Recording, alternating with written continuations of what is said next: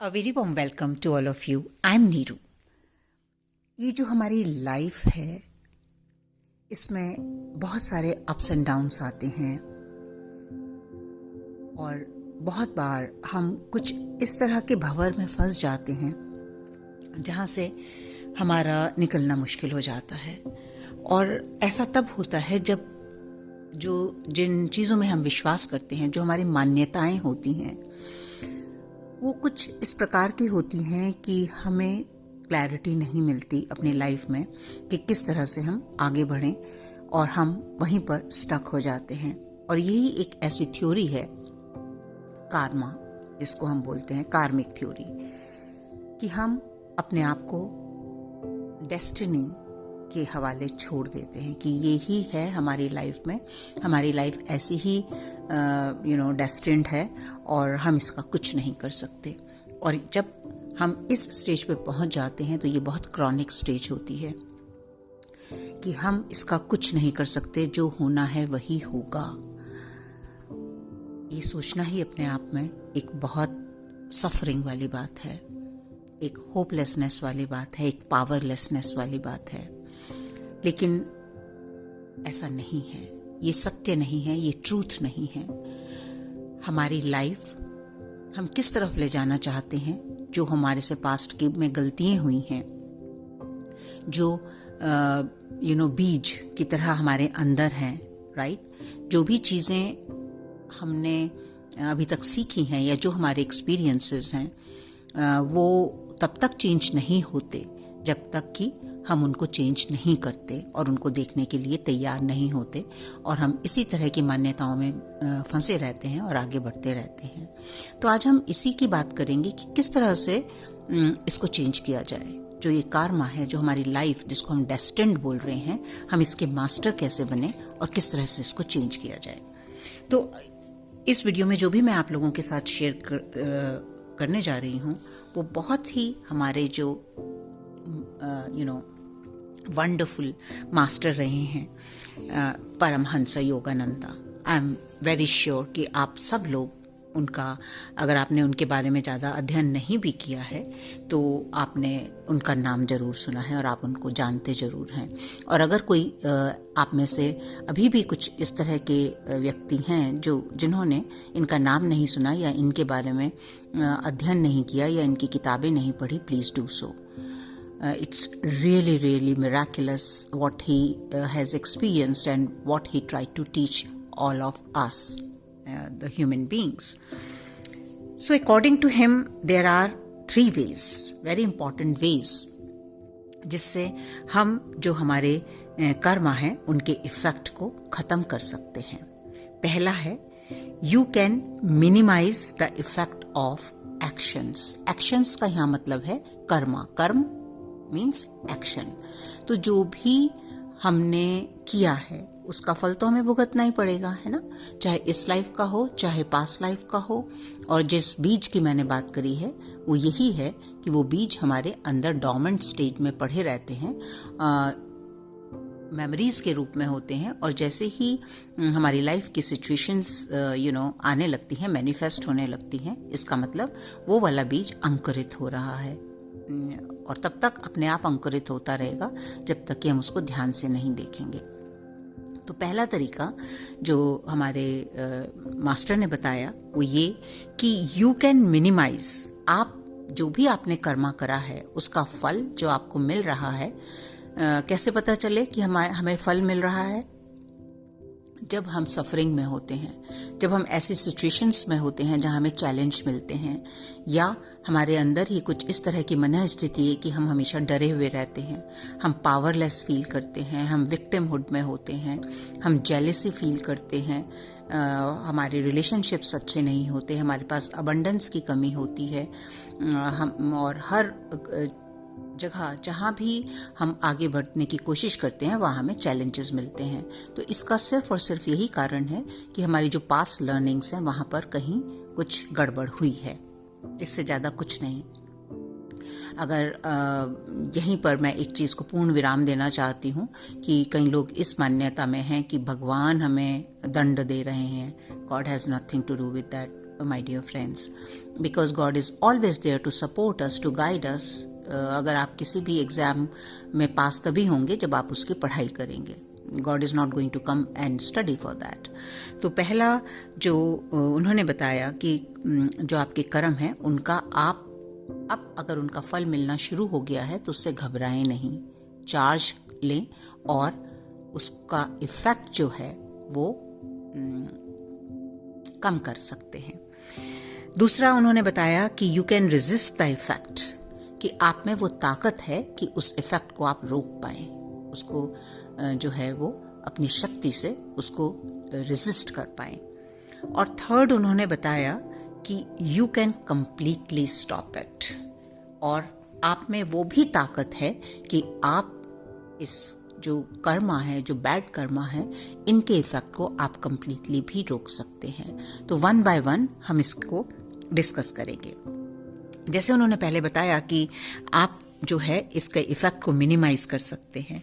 इसको अगर हम एक एग्जाम्पल से समझें तो जब हम बीमार होते हैं तो हम क्या करते हैं, अगर हमारे कोई भी फिजिकल बीमारी हो जाती है तो कुछ दिन तो हम सोचते हैं अरे ठीक हो जाएगी, कोई बात नहीं, हम उसकी तरफ ध्यान नहीं देते.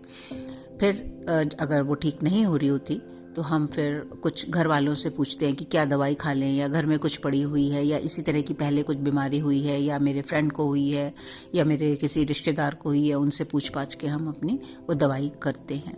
अब फिर से क्योंकि वो ठीक नहीं हो रही है तो हम डॉक्टर के पास पहुंचते हैं और उनको बोलते हैं जो भी सिम्टम्स आपको हो रहे हैं आप उनको सिर्फ सिम्टम बताते हैं और डॉक्टर से बोलते हैं कि दवाई दे दीजिए. अब डॉक्टर भी यहाँ पर इनिशियली हो सकता है कि आपको सिर्फ आपके सिम्टम्स की दवाई दे दें. सपोज आपको फीवर है, खांसी है, जुकाम है, जो भी है उसकी आपको दवाई दे दें और आप कुछ राहत महसूस करें और ठीक हो. या फिर जैसे सपोज अगर हम बीमारी का नाम लें तो आपको अल्सर हो गया है ना, इंडाइजेशन का इशू है, तो डॉक्टर आपको बता सकते हैं कि आप अपना हेल्दी खाना खाइए, आप अपनी हैबिट्स चेंज कीजिए, एक्सरसाइज कीजिए, पानी पीजिए और ये सब. और हमने उसके लिए जो भी हमें मेडिकेशन दी गई है, ऑइंटमेंट दिया गया है, या जो भी हमें सलाह मिली है डॉक्टर से, हम वो करना शुरू कर देते हैं. अब जैसे ही हम थोड़ा वो करना शुरू कर देते हैं हमें राहत मिलनी शुरू हो जाती है. सपोज अल्सर है तो अल्सर ठीक हो गया हमारा, और हम अब जैसे ही वो ठीक होता है, जैसे ही हमें राहत मिलती है, हम फिर से अपने पुराने रूटीन पर आ जाते हैं. एक तरीका यहाँ ये था कि हम उससे सीख जाते कि अगर मेरा खाने पीने का हिसाब किताब खराब रहेगा, अगर मेरी जो है मैं न्यूट्रिशनल फूड नहीं खाऊंगा या खाऊंगी, या एक्सरसाइज नहीं करता हूँ, या मैं जो है वो अपना ध्यान नहीं रखता हूँ, तो मुझे अल्सर हो सकते हैं. लेकिन हमने टेम्परेरी उसका इलाज किया और हम फिर से आगे बढ़ गए. तो टेम्परेरी बेसिस पे वो आपका जो आपकी जो सफरिंग थी वो दूर हो गई, राइट. तो आपने जो उसका इफेक्ट था सही दवा लेकर मिनिमाइज कर दिया. अब या अगर हम इसको दूसरे लेवल पर देखें कि सपोज आपने कोई रॉन्ग डिसीजन ले लिया, या किसी के साथ आपकी लड़ाई हो गई, या आपने जो है किसी को जज किया या उनको कुछ हार्श वर्ड्स कह दिए, और अब आपने इमीडिएटली उनसे सॉरी मांग ली, या क्विकली जो आपने डिसीजन लिया था अगर उसका रिजल्ट सही नहीं है, आपने उसको दूसरे तरीके से अप्रोच कर लिया उस सिचुएशन को, तो वो सिचुएशन रिजॉल्व हो गई, राइट. तो यहाँ पर क्या हो रहा है, यहाँ पर टेम्परेरीली वो जो आपका कार्मा है उसको आपने मिनिमाइज किया है, उसका जो इफेक्ट था, क्योंकि आपने कुछ चीज़ें अपनी ठीक की और वो आपको एक उसके रेजोल्यूशन के रूप में दिख गया. लेकिन आप भूल रहे हैं कि इसका बीज अभी भी आपके अंदर है, और कुछ दिन के बाद अगर आप फिर से उसी पैटर्न में आ जाएंगे, अपने जो अंदर जो उसका कॉज है वहाँ तक नहीं पहुँचेंगे, तो फिर से आपको फीवर आ सकता है, फिर से आपको अल्सर हो सकते हैं, फिर से आपकी फाइट्स हो सकती हैं. अगर आपके अंदर जो फाइट किस लिए है, क्योंकि आपके अंदर इम्पेशेंस है. आप फाइट किस लिए, क्योंकि आप जजमेंटल हैं. आप फाइट किस लिए हो रही है आपकी, क्योंकि आपके अंदर एग्रेशन है, एंगर है किसी भी चीज़ का. आपने उसके ऊपर काम नहीं किया, आपने क्विक रेजोल्यूशन लिया था कि सॉरी बोल दिया था, ठीक है. तो कुछ टाइम के लिए आपने उस karma को डिले कर दिया था या रिजॉल्व कर लिया था, लेकिन वो फिर से वापस आएगा क्योंकि बीज अभी अंदर है। आपने बीज की कोई भी जो है वो उसका सॉल्यूशन नहीं निकाला। अब दूसरा जो हमारे मास्टर ने बताया वो था रेजिस्ट द इफेक्ट, राइट। तो अब इसको कैसे देखना है, क्योंकि to resist the effect of karma you have to rely on the power of your thoughts और power of your mind. karma को रेजिस्ट करने के लिए या उसको बदलने के लिए या उसको रोकने के लिए, एक तरह से रेजिस्ट अगर मैं बोलूं, उसको रोकने के लिए आपकी हमारे लाइफ में सपोज कोई बीमारी आ गई, राइट। ये सब हमारे कार्मिक जो है वो के ही फल होते हैं, कर्मा का ही फल होता है। चाहे वो बीमारी है, चाहे वो फेलियर्स हैं, चाहे वो हमारी रिलेशनशिप इश्यूज हैं, जो भी whatever wherever you are suffering is karma, and what is karma is your actions you have taken in your past। और आप वो कितना अंदर तक है आपके, उतना ही उसका जो है फल बाहर दिखाई देगा।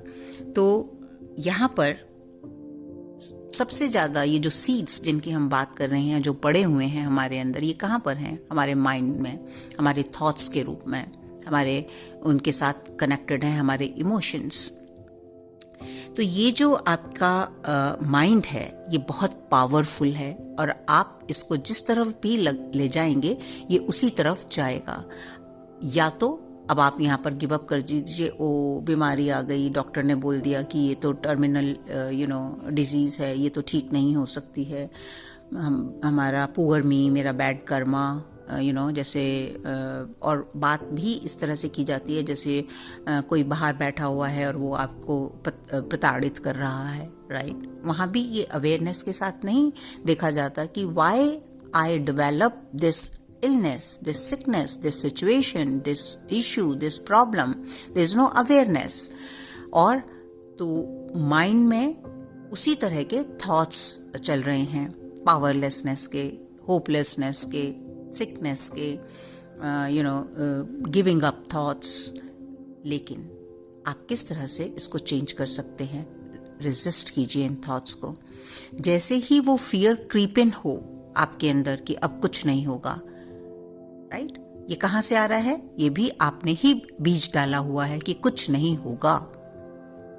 आप अपने गार्डन में जो भी बीज डालते हैं वो ही पौधे निकलते हैं। अगर आपने अमरूद का पेड़ लगाया है तो उस पर आम नहीं निकलेंगे, लेकिन अगर आपको आम चाहिए तो आपको आम का पेड़ लगाना पड़ेगा। तो इसीलिए अगर आपको हेल्थ चाहिए तो अब आपको हेल्थ का पेड़ अपने माइंड में, उसके बीज जो हैं या उसकी पौध जो है वो लगानी पड़ेगी। कैसे?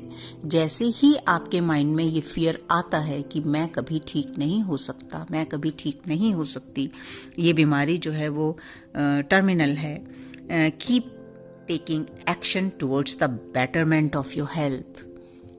आप उसको बोलिए नहीं, I will conquer it, I will resolve this issue and go to the doctor, get your checkup done, right. आप जितना इंटरेस्ट लेंगे डॉक्टर भी आप में उतना ही इंटरेस्ट लेगा। जानिए कि क्या रीज़न है जो आपको ये बीमारी हुई, and doctor can give you reasons as far as the physical symptoms और फिजिकल रीजंस आर कंसर्न। वो आपकी सारी फिजिकलिटी के बारे में, आपके एनाटॉमी के बारे में, आपके अंदर कहाँ किस तरह से कोई जो इश्यू क्रिएट हुआ है वो कैसे हुआ है, और आपको इस इश्यू को हर एंगल से एड्रेस करना है।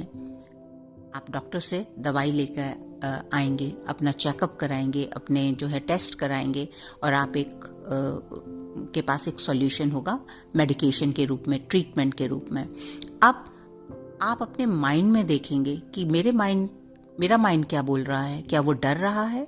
क्या उसने इस बात को मान लिया है कि ये बीमारी कभी ठीक नहीं होगी? क्या कारण है? किस तरह के थॉट्स मेरे अंदर चलते हैं? आप वहाँ उनकी सफाई करेंगे। जितनी बार आपको ये लगेगा कि डराने की कोशिश की जाएगी, आप बोलिए नहीं, health is my my priority, health is my original being, my reality. तो आई डिज़र्व गुड हेल्थ, तो एक आपको इस एस्पेक्ट पे अपने काम करना पड़ेगा, इसकी तरफ एक्शन लेना पड़ेगा। इसके लिए चाहे आप किसी साइकोलॉजिस्ट से मिलिए, चाहे किसी स्पिरिचुअल टीचर से मिलिए, अपनी कुछ स्पिरिचुअल प्रैक्टिसेस कीजिए, मेडिटेशन सीखिए, किस तरह से आपको अपना माइंड काम डाउन करना है, और उसके स्पिरिचुअल लेवल पर क्या रीजंस रहे हैं आपको इस डिजीज़ होने के।